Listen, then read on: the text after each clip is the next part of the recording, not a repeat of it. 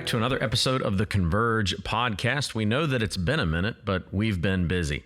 Today, we're going to talk about the SBC annual meeting that is coming up in June. I know last year we recorded an episode post the meeting, kind of unpacking and debriefing everything that happened at the meeting, but we thought it would be helpful for the church if we did an episode of this where we kind of brief you on what it is that we're going to be handling as we head to Indianapolis to the Southern Baptist Convention this year. To start this conversation off, the first thing that I want to say, and I think it's important to say, is it is okay if you're part of Village Church not to worry about SBC politics. In fact, I think that's normal. I think if you're constantly thinking about this stuff and you're just a layperson in the church, that's actually a little bit weird because our church is autonomous. Like we are not directed from on high from the SBC. You don't have to spend all day thinking about SBC politics. Part of the reason the church has pastors is that we can do some of that. Not that we spend all day doing that either, but we will stay up on these issues, make sure the church is being responsible. But I just wanted to say, the virtue of us doing this podcast doesn't mean that you need to know in detail what all these issues are. Yeah, a lot of Southern Baptist stuff and the politics of the Southern Baptist Convention, that's our job, kind of as the pastors of the church. We steward, we handle all of the partnerships that we have. I think for some people, it might even be a surprise to know that from the inception of the church, we have been a cooperating church or members per se of the Southern Baptist Convention. And so while if you attend Village and you don't know anything about the SBC and you're not interested in learning about the SBC at all, I would say that's just fine. Go about your business, live your life. You'll be fruitful. You can live the Christian life, be blissfully ignorant of what the Southern Baptist Convention is, and that's just fine. But with the caveat that what happens within the SBC does matter. Yeah, it's the largest Protestant denomination in the entire world with by far the most resources. And how could that not matter? I mean, what happens in the SBC does direct evangelicalism as a whole. And so while our church isn't directed on high from the SBC, we actually want to have an influence on what goes on there. Because as the SBC goes, in a lot of ways, so does go evangelical Christianity in America. And so we care about it. Yeah, and that's partially why we're members, and also understand that part of what is sewn into the fabric of the SBC is it's called the cooperative program, but it's called that because we cooperate with thousands of churches all across the United States, some outside of the United States, for the purpose of pooling our resources in order to more effectively reach unbelievers all across the world with the gospel of Jesus Christ. And we were, in very, very small part, recipients of that support when we first started as a church. We planted through the North American Mission Board. We have supported and financially with people. We currently have people who were members of Village Church on the field in other countries serving with the International Mission Board. And so the purpose of making disciples of the nations is something that the SBC was founded upon, something that is important in the life of the SBC. And without that, there really wouldn't be an SBC, nor would there be a reason for us to cooperate financially, especially, but also for training, for raising up new leaders, for raising up church planters, for raising up missionaries. But I think what we're going to ultimately get at, and this is just kind of almost like sharing a thesis for the episode, is that I think there are two views of cooperation with the SBC. The first view is what I just said, where all that matters is that we cooperate to, as quickly as possible, with as much speed as possible, get the gospel to as many people as possible.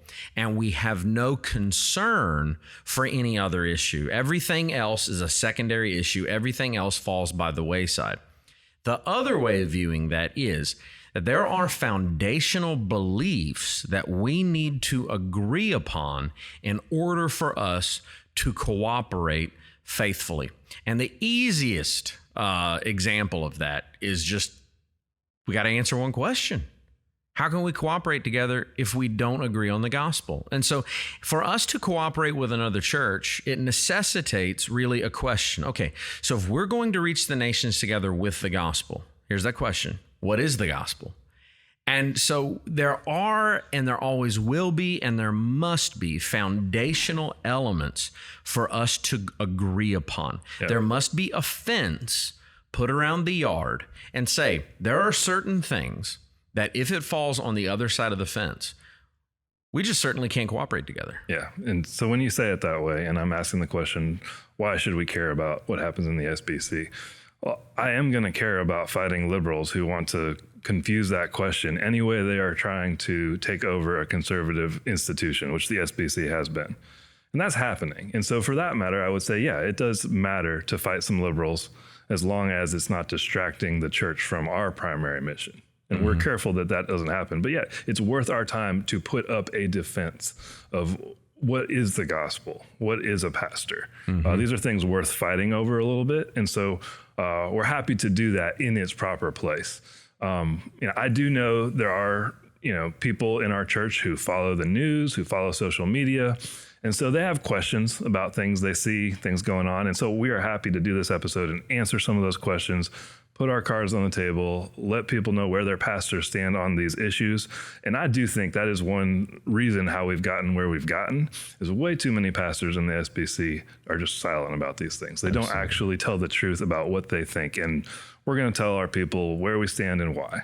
Yeah, and there is a portion of the SBC that almost wants us to forget that there was a very dark age within Southern Baptist life, and there's a lot of disagreement on what the exact years were, but it's not too far away in our past between really, the 1950s and somewhere between, I would say, 1990 and the year 2000.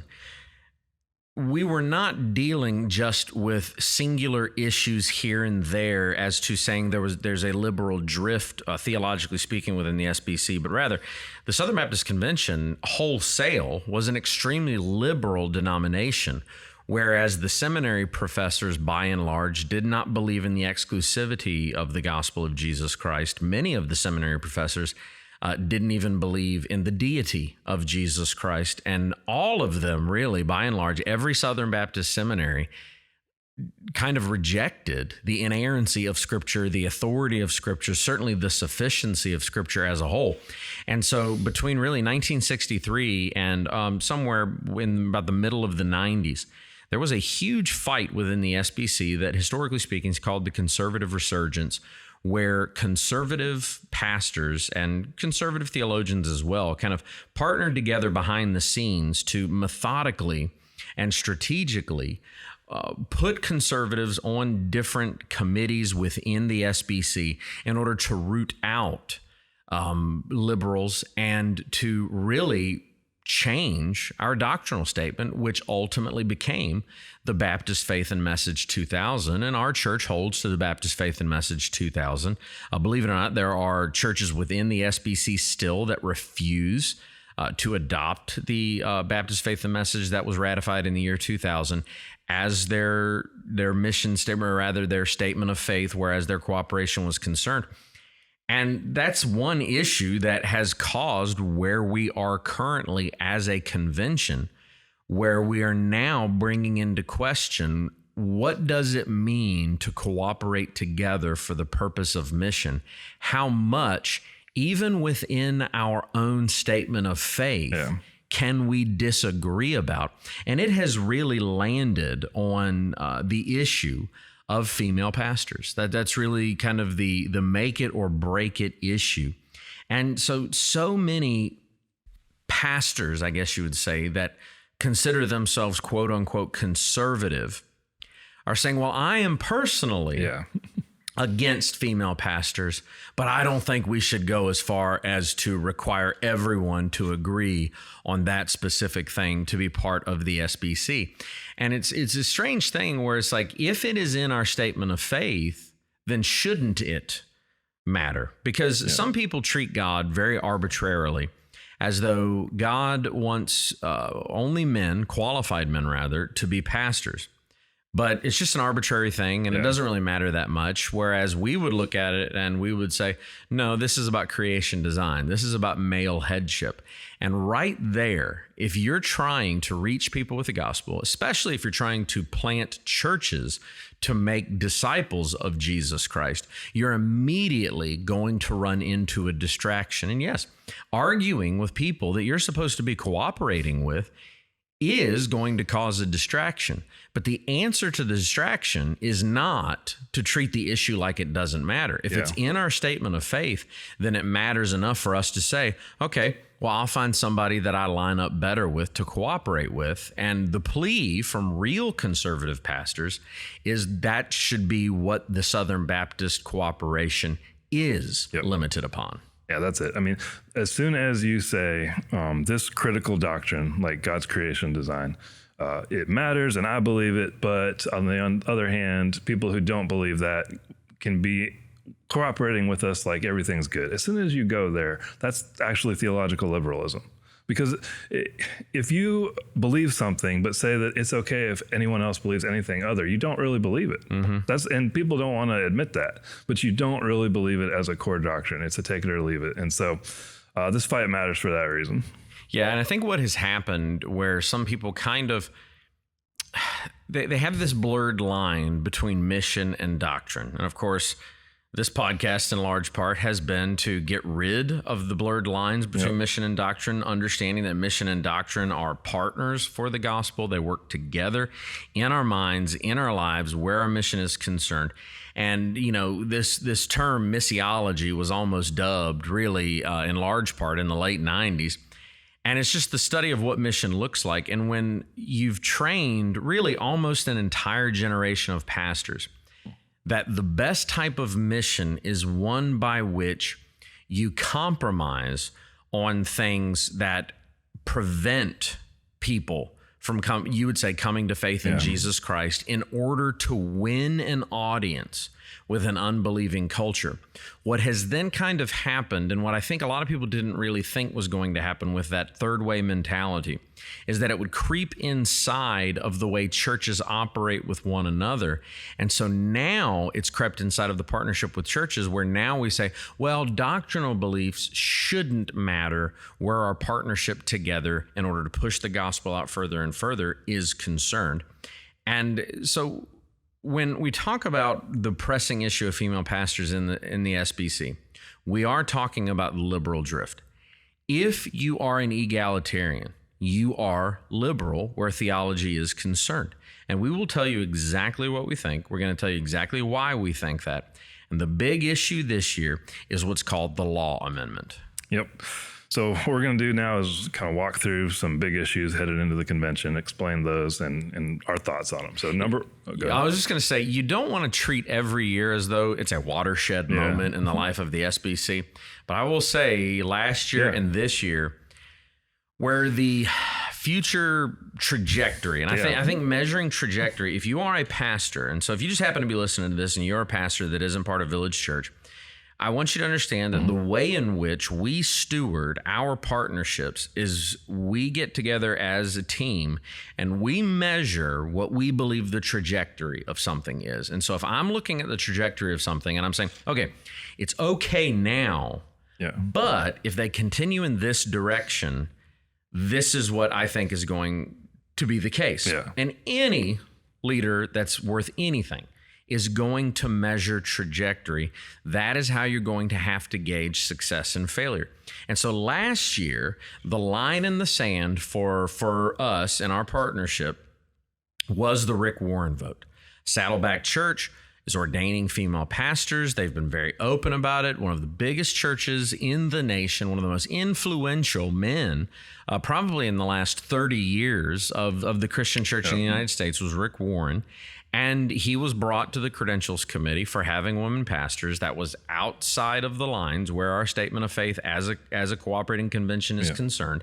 And we knew last year, heading to New Orleans, that if Rick Warren did not get voted out of the SBC, that the SBC was going to chart a trajectory for compromise where a vital component of doctrine of anthropology, doctrine of gender was concerned. And of course, Overwhelmingly, Yeah, I think it was 90%. it was an over 90% vote that Rick Warren was excommunicated per se out of the Southern Baptist Convention. Yep. And so this year we've got another watershed moment, because what happened last year also in conjunction with booting Rick Warren, like we should have, is it was about 80% of the convention voted to ratify the law amendment, or pass. It has to pass 2 years in a row. And so year one, it went through, and we'll explain what that means in a minute. And some people have some confusion over why, if it passed so overwhelmingly last year, why does it have to be redone this year? So what happened last year, to set the stage, is about 80% of the convention was like, yes,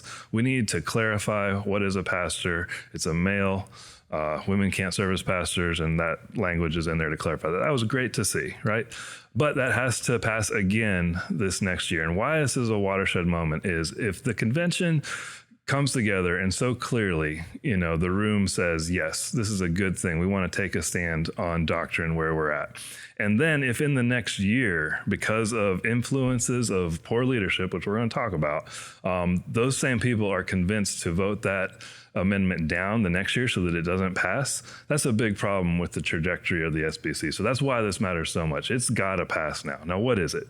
The law amendment, easiest way to say it, is a clarification to our Constitution to clarify who can serve as a pastor in an SBC church. Because the Baptist Faith and Message does clarify male pastors. Yeah. But this is where this is really a postmodern I would say strategy of getting someone to question their convictions. Yes. What they do is they begin to play with the definitions of words. And so what some liberal churches within the convention have done is they've said, well, we believe that the Baptist Faith and Message is only dealing with the office of senior pastor. And so we can have children's pastors who are women. We can have youth pastors who are women. We can even have some associate pastors who are women, so long as the senior pastor of teaching the church, pastors, teaching pastors can be female. As long as the senior pastor of the church is a male, then we consider ourselves in friendly cooperation. So what the law amendment really does is it goes beyond the Baptist Faith and Message to the very Constitution of the Southern Baptist Convention, and it adds this specific phrase about the role of pastor. It says that anyone who affirms, appoints, or employs only men as any kind of pastor or elder as qualified by Scripture.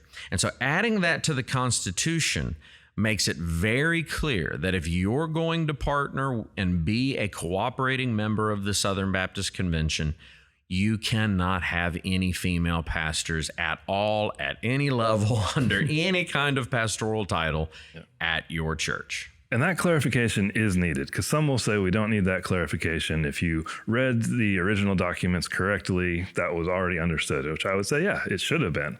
But it wasn't, because what kind of led up to this was in the last 3 or 4 years, several churches have been submitted to the Credentials Committee, and that's who kind of decides who is and is not a cooperating church in the SBC. Several of these churches with female pastors were submitted to that committee, and that committee decided not to put them before the convention to be expelled, because that committee said, well, we're not sure. We're not sure what the famous line that actually happened in the convention 2 years ago was, we're not sure what a pastor is. Yeah, and when we were sitting in the room, it was I actually felt sorry for the lady, because when she said that, got booed. I mean, thousands of people were booing this woman, and it's very uncomfortable when that happens. But if you're representing pastors, thousands of pastors, you cannot get up on stage at the convention and pretend. And that's what the Credentials Committee is doing, because by and large, the Southern Baptist Convention is led by soft-handed cowards.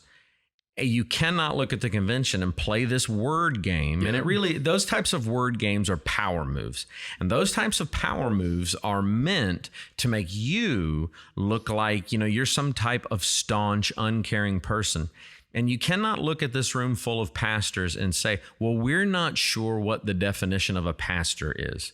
It's kind of like if you remember back in the 90s when Bill Clinton had the audacity to say, well, it depends on what your definition of is.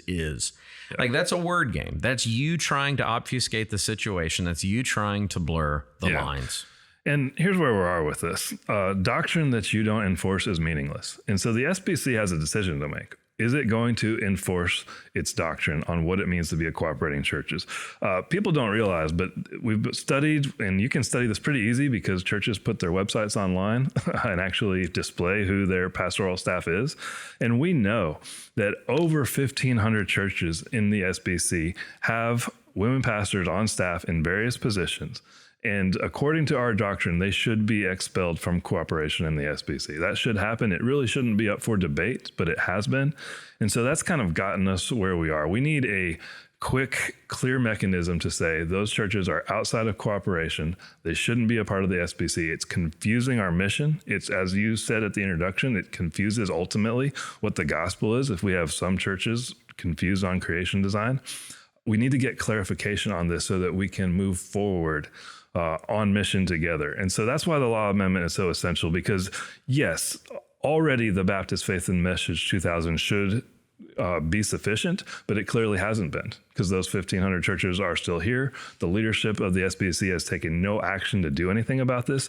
And so what the law amendment is us. I think they've purposefully taken no action. Absolutely. And so the law amendment is about us as a people saying, you better start acting. Yeah. That's what it really is. Yeah. What's happened is all of the years of getting the Baptist Faith and Message 2000, which, maybe there needs to be an episode where I explain the differences between the 1963 Baptist Faith and Message and the 2000 Baptist Faith and Message, because I've got a whole class for that. But as soon as it was ratified, those people who were in leadership within the SBC, because everybody knows, you go back to home office, it's a bunch of stuffed suits. That's basically the way any company works. Those people immediately began to strategize, because this is what progressives, this is what liberals are ultimately really talented at.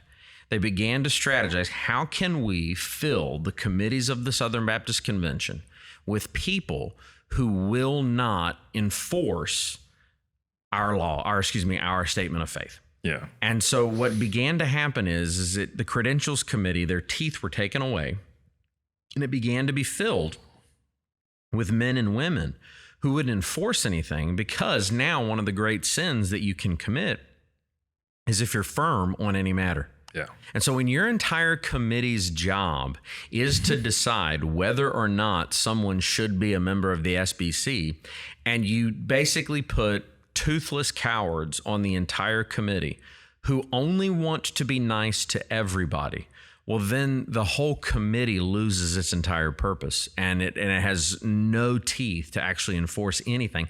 And that ultimately is going to hurt any organization. And we saw, as soon as the law amendment passed with 80% support at the convention last year, we saw leadership immediately, the leadership of the SBC, that is, because keep in mind, the SBC has shifted. The SBC is not led by the pastors anymore. The SBC is led by a group of men that consider themselves the platform of the SBC.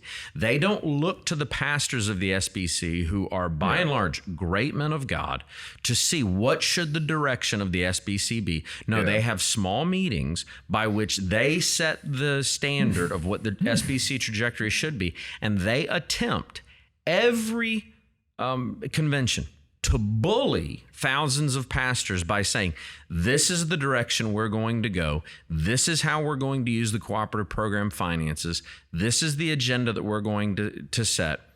Join us or leave the convention because you're not in friendly cooperation. Yeah, imagine how dysfunctional this is. Okay, so Rick Warren has been expelled by 90%. The law amendment has passed for the first time by 80%. And then the leaders of the convention think they're going to get around that. I mean, it's so arrogant, it actually kind of blows your mind when you think about it. Yeah, the current president of the SBC, who was voted in at the same convention that the law amendment was supported by 80% of the vote, that very man, Bart Barber, has said he does not want the law amendment passed. And he has already attempted to strategize as to how he can prevent the law amendment from passing, an amendment that has over 80% support. This is so dysfunctional. Yeah, Kevin Ezell, who's the head of our church planning arm, controls hundreds of millions in SBC dollars. He's publicly come out against the law amendment. A lot of the former presidents, we've had a string of bad presidents, and that's been a big problem. 5 former presidents wanted, and they did. They got this passed. It was J.D. Greer, Steve Gaines, James Merritt, the plagiarizer Ed Litton. And I can't remember off the top of my head the other ones, but 5 former presidents want to form a committee to define what friendly cooperation means so that they can somehow subvert the impact of the law amendment if it is passed. And it is shameful. For what these leaders have done. They want to be cautious. They want to be silent. They don't want to defend doctrine because, again, they've confused the marriage between doctrine and mission, and they're afraid that if we're too conservative on the doctrines that we already claim to believe, it's not a question, do we believe this? The answer is yes. It's in our statement of faith. They're afraid that we believe too much of what we already believe, and the world, who isn't involved in the Southern Baptist Convention, is going to get upset that we actually believe what we say we believe. One point I kind of want to make is, so we've highlighted, there have been a few of the highest leaders who've actually had the gall to come out against the law amendment. Most leaders have just been silent. And that's a huge problem because this is a watershed moment. The SBC is deciding what it's going to be. The people have spoken. And yet, for some reason, most of the entity heads, most of the leaders in the SBC, with the exception of Southern, who has spoken out pretty strongly for law, most of the other entities have just been silent. And I imagine they think they're being conservative by being silent. They don't want to sway things one way or another. They don't want to ruffle the feathers if this is an issue people disagree about. That's the whole point. It shouldn't be an issue people disagree about. The International Mission Board has a wonderful document for people coming on as missionaries about the role of pastors being limited to men, why it is important. And we applaud the International Mission Board on that. Yet, the president of the International Mission Board, Paul Chitwood, has remained completely silent on the issue of the law amendment. Most entity heads, state employees are just silent. Within Virginia, the SBC of Virginia, the C in the SBC of Virginia doesn't mean convention. It means conservative. And so the SBC of Virginia was started in 1996 in order to support the conservative resurgence that led to the Baptist Faith and Message 2000. And the executive director, Brian Autry, the current president, Stan Paris, have been completely silent on the issue of supporting the law amendment when the very convention itself was started partially in order to support the cause of complementarianism within the SBC. This shouldn't be. I mean, this should, if it's true that this is a matter that we are free to disagree on, which I don't believe that, then we should be free to voice support for the law amendment. But you don't see that. And one example of that is Kevin Ezell. He publicly opposes the law amendment. There was a put on social media, a request saying, who are the NAM employees? They have hundreds of employees who, claim to be conservative. Who, since the president opposes law, who supports it?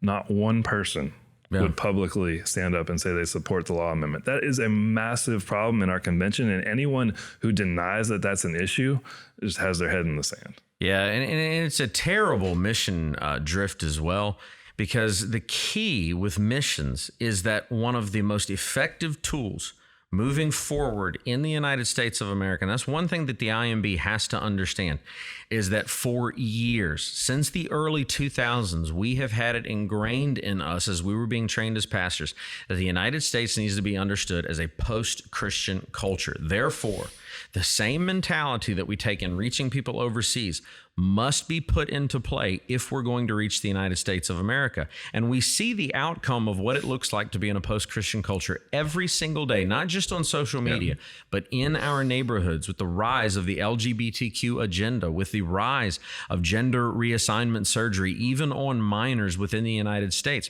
And so for an organization to be conservative, and partially in our founding and in our documents, the issue of gender distinction is seen clearly through the role of a pastor. One of the most important pioneer movements of evangelism moving forward for the future of the Church of the United States is going to be gender. Yep. It is going to be how we reach a lost and dying world, how they pick up the pieces of the insanity that is going on. And there are some in leadership who are so foolish, who are so overwhelmed by this desire for an unbelieving culture just to like them as people, to say that they are nice. We want to stay silent on what really is emerging as one of the most important, if not the most important issues for anthropology in America today. And as a conservative convention, we're choosing for our leadership to stay completely silent on the issue. The law amendment serves as an opportunity for the Southern Baptist Convention to make a statement to the United States of America. This is the safe place. Yep. For if you have a biblical definition of gender in your mind as to what it should be, come to the Southern Baptist Convention. Gender insanity has not affected us. And when we tell the world, well, maybe women can be pastors, we don't want to be too clear on that. We're sending a message to unsaved conservatives in our nation. Well, the SBC, their trajectory is the same as the Methodists. Their trajectory is the same as the PCUSA. Their trajectory is the same as the PCA even right now that is struggling with side B homosexuality as a cooperating convention. And the SBC needs to be clear within the United States of America. We cannot set the same course. We just saw the United Methodist Church vote to ordain homosexuals, to ordain transgender marriages within their convention. And we're not there yet. But if we compromise on the issue of gender, if we choose not to take this opportunity to be as clear as possible, we are setting the same trajectory. And that is why the red line must be drawn at this issue. Yeah, that's good. I don't have anything else to add to that. That's exactly it. That's why it's a watershed issue. And the only thing that I will put as an emphasis on all of that is that's why we need courageous leadership. And it is, and I will say it, it's shameful for any leader in the SBC not to publicly, vocally support the law amendment. It's unacceptable. I honestly, and I know some of these leaders, not as well as I used to, but I can't figure it out. It seems completely unreasonable and illogical. Like resign. I mean, if you don't support law, resign. I would agree with that. We'll be way better off without you. Absolutely. All right. Next issue, financial transparency. Yeah. Imagine if we as pastors, every year, we got up in front of the church and we said, we had a record-setting year financially. Amazing. You guys have been so generous. We are so thankful. We set another record in our tithes and offerings as to how much we raised. And then year after year, this kind of goes by, and year after year, you're looking and you're saying, we're setting records every year, but I really can't figure out where the money's going. Yeah. And we as pastors looked at you as a congregation and made the statement, don't worry about that. Yeah. Just let us worry about that. There's one thing you notice. Oh, okay. We have the same amount of people. Yeah. We're doing the same amount of things, but we seem to be adding more staff every year. Yeah. That's the thing you do notice. Yeah. It's like there's no progress. We're not even reaching the standards that we have arbitrarily set for church growth, for community group growth, for discipleship group growth, for discipleship, just obvious environments of discipleship being set for events taking place. And every standard we set, we don't really seem to be reaching any of them.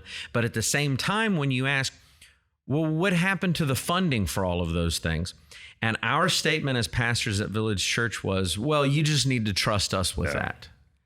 You would leave the church. Yep. You might even bring some type of lawsuit. You might even try to subpoena our financial records as a nonprofit organization.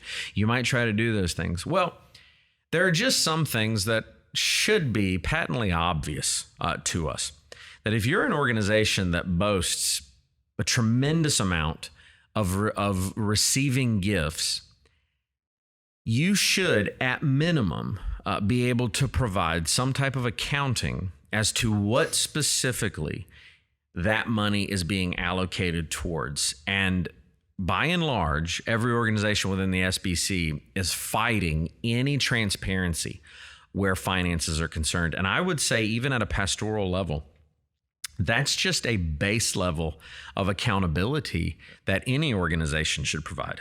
Yeah, it's a big problem. The biggest problem is NAM. Absolutely. No one really even disputes that who understands this is a problem. Because we know from some records, they have hundreds of millions of dollars in assets. We know we give them hundreds of millions of dollars.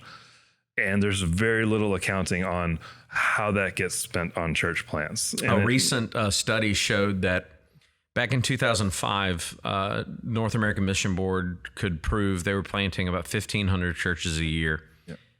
Just this past year, that number sank to around 500. And here's the thing. You and I, we understand planting churches is hard. Oh, absolutely. So if the North American Mission Board came back to us and said, we're doing the best we can, this is the number of qualified church plants we've got, I'd be like, okay, I understand that. Like if you show me numbers where over 50% of the churches that you're funding are failing, I would even understand that, because that actually is a pretty good number. If 50% of them are making it, that's actually not bad. But the issue is they won't show any receipts. Yeah. We just want to know how much money are those church plants getting? A lot of things don't add up, but it's not just them. Like you said, it's every entity. We just went through a big scandal at Southwestern. They literally lost $100 million. And, you say the trustees will handle it. The trustees will hold them accountable. The trustees didn't help there for 10 years.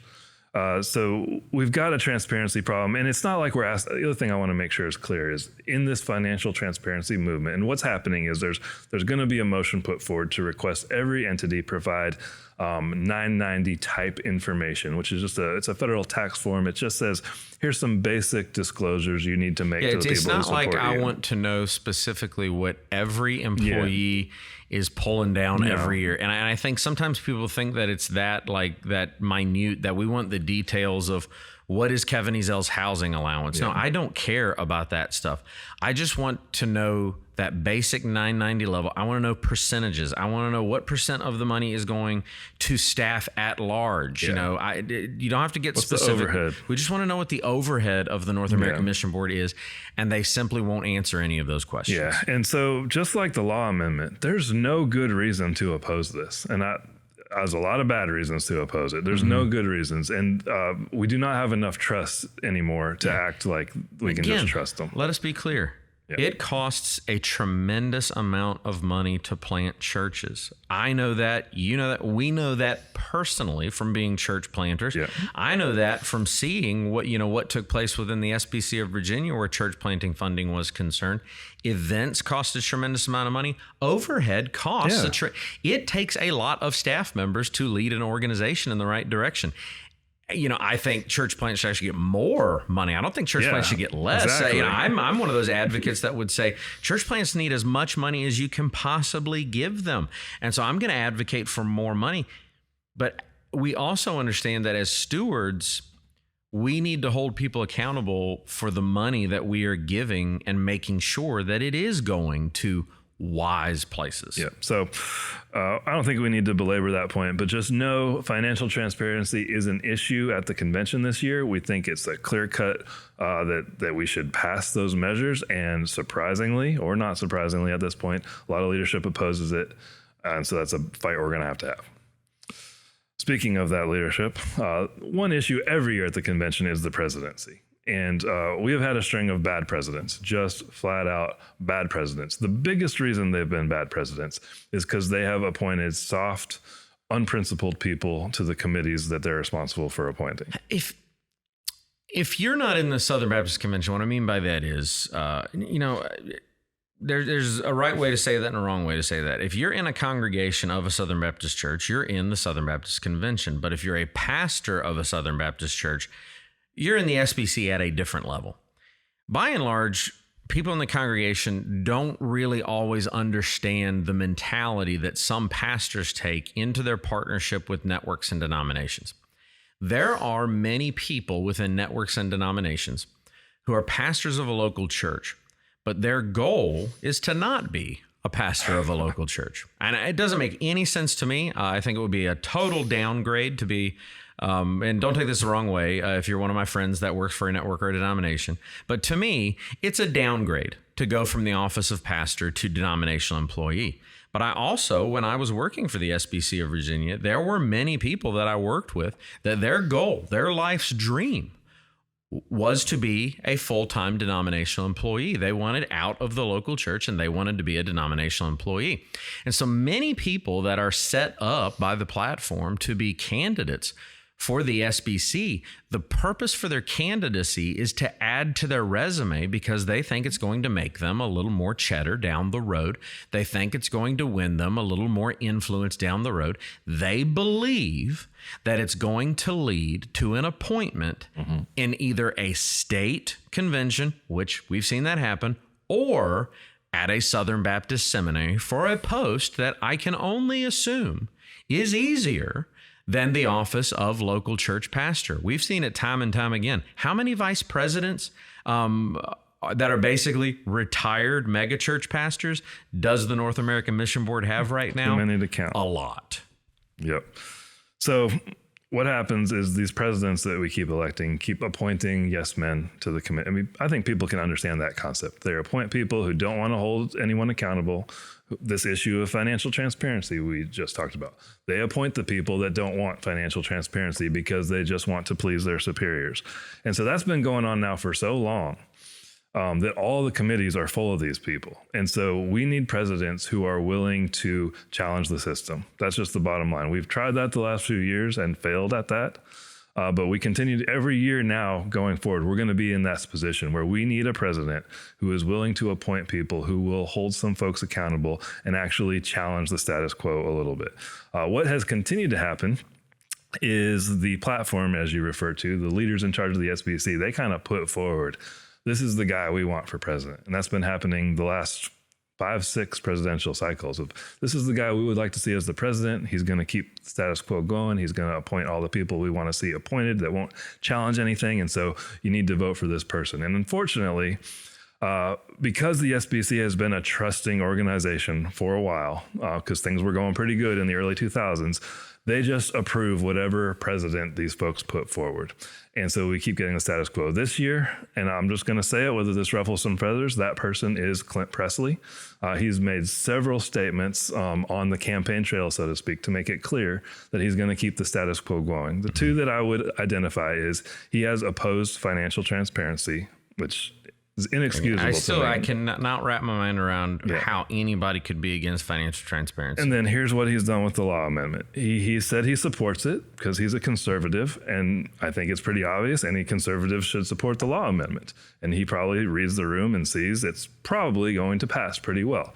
But then his response was, and he said this on a podcast very clearly, I support the law amendment, but I hope that means we don't go on witch hunts to kick out all these churches with female pastors in response to passing the law amendment. Yeah, it's not a witch hunt if you find witches.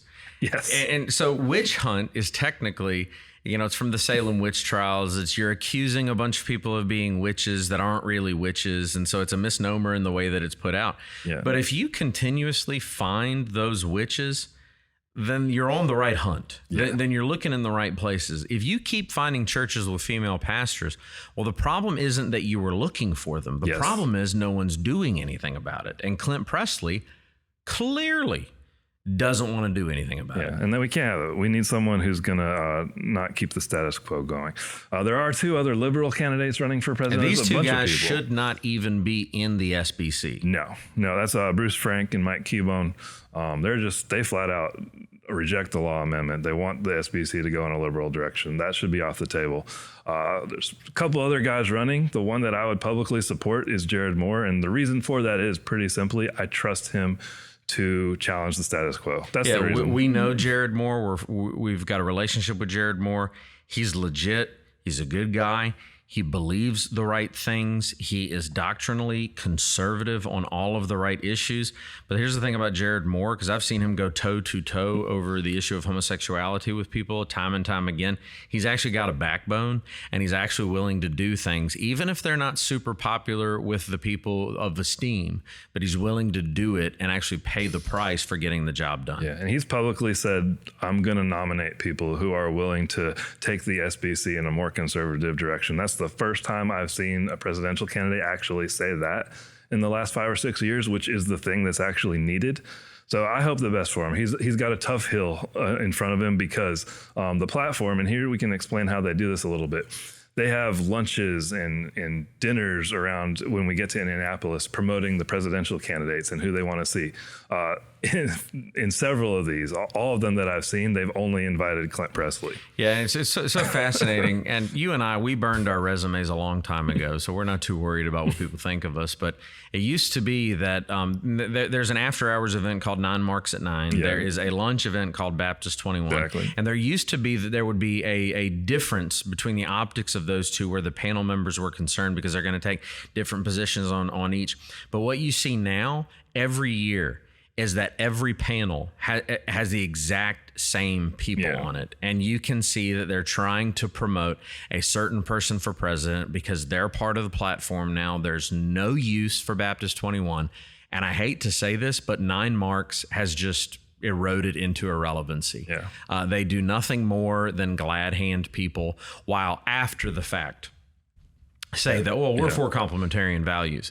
Well, Mark Dever, say it at the event, actually do something at the convention to support the law amendment and put forward somebody that's actually going to do something about women pastors. And it is so foolish to me that they're going to platform Clint Presley and no one else. Yeah. That doesn't make any sense to me. Yeah, we need more courageous leadership. Another big issue, and then we'll move on. But with the presidential votes, and this is going to continue to be an issue at the convention until we address it, is convention employees, who there are thousands of, travel to the convention as part of their job and have the same vote as messengers.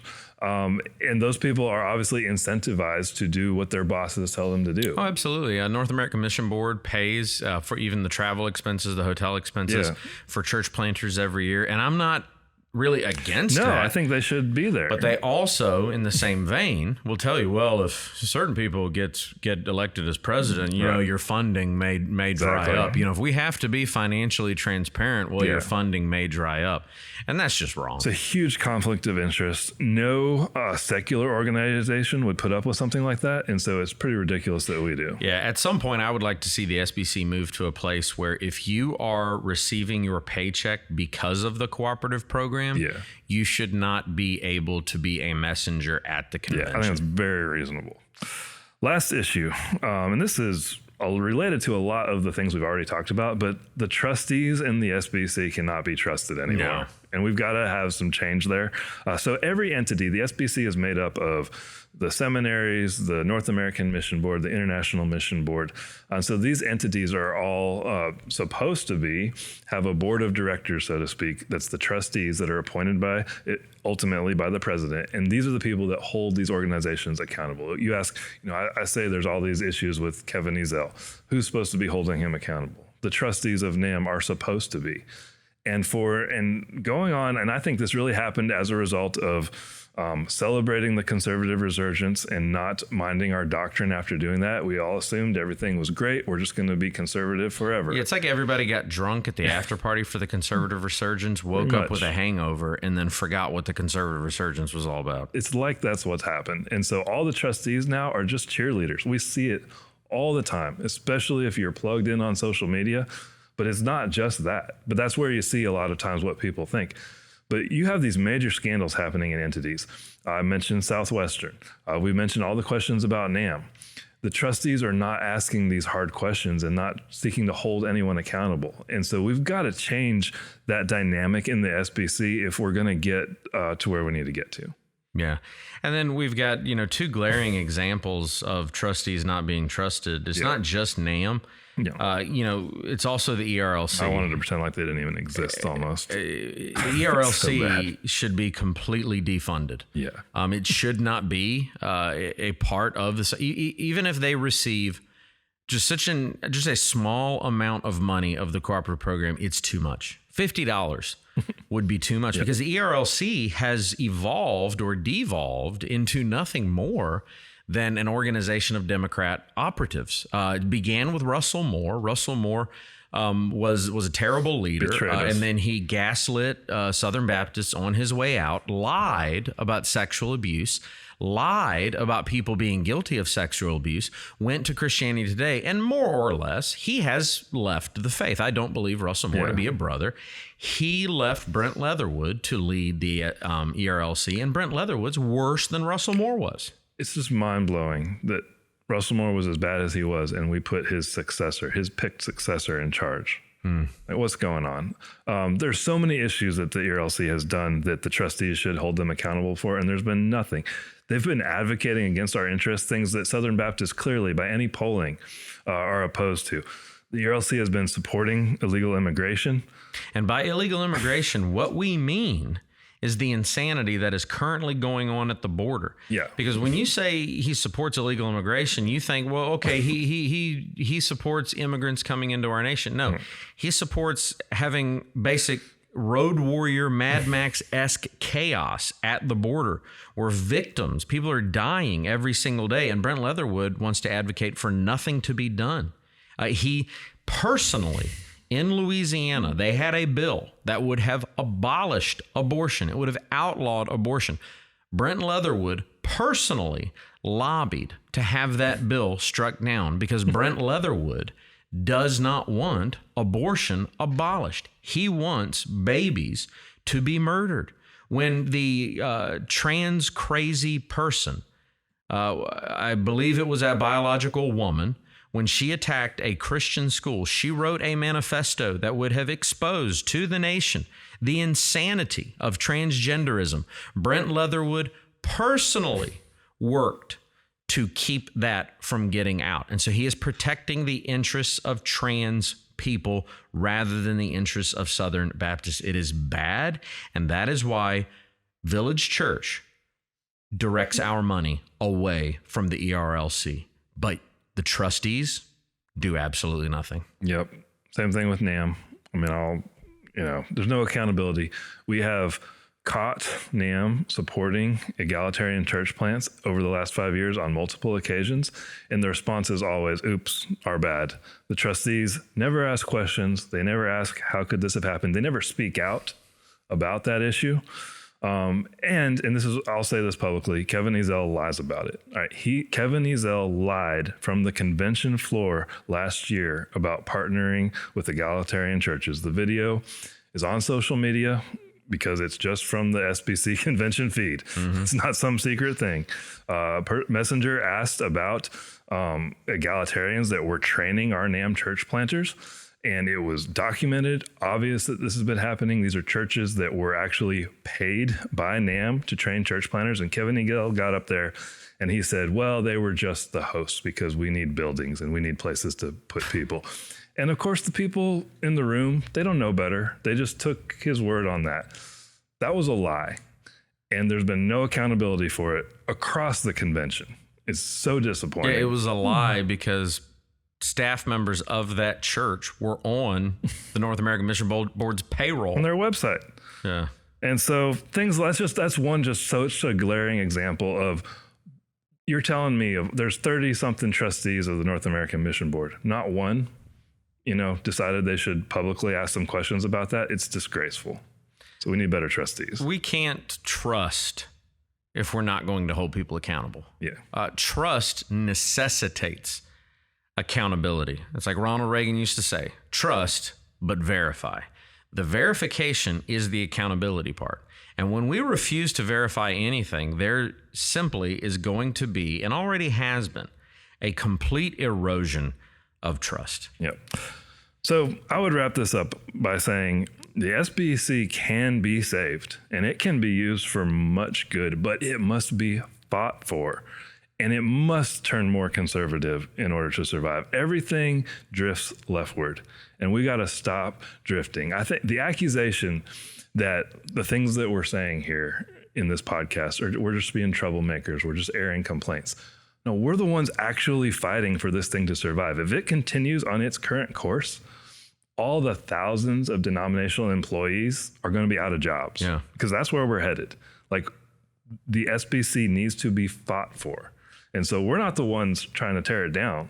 the ones heading in a liberal direction, the ones allowing the drift, and especially the ones remaining silent, are actually the ones tearing it down. The people that care about the convention are speaking up, and I'll tell you, it gets wearisome. I told you yesterday.